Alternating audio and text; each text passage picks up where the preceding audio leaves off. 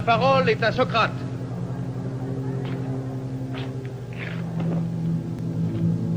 On vous a dit, Athéniens, que j'étais un orateur. Moi, je vous dis qu'à mon âge, j'ai 70 ans, il serait peu convenable que je pratique l'éloquence. C'est la première fois que je comparais devant vous sur l'estrade d'une cour de justice.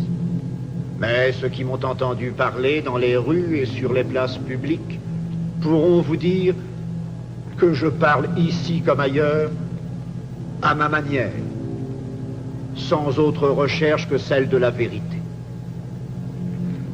La loi exige que je prenne la parole pour me défendre. Je me défendrai.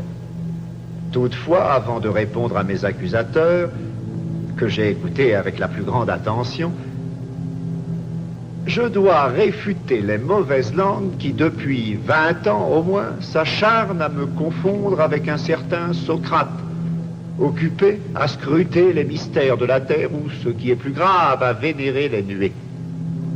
Un tel personnage ne peut être dans l'esprit de ceux qui l'ont méchamment mis en scène qu'un athée. Et Aristophane ou ses imitateurs, sous leur drôlerie, ne déguisent nullement cette accusation.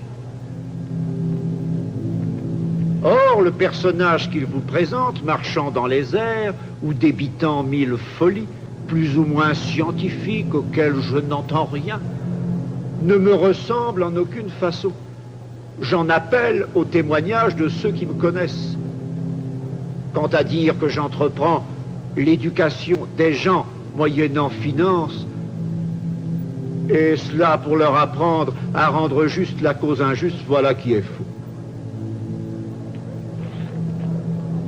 Car je me contente de rechercher la vérité.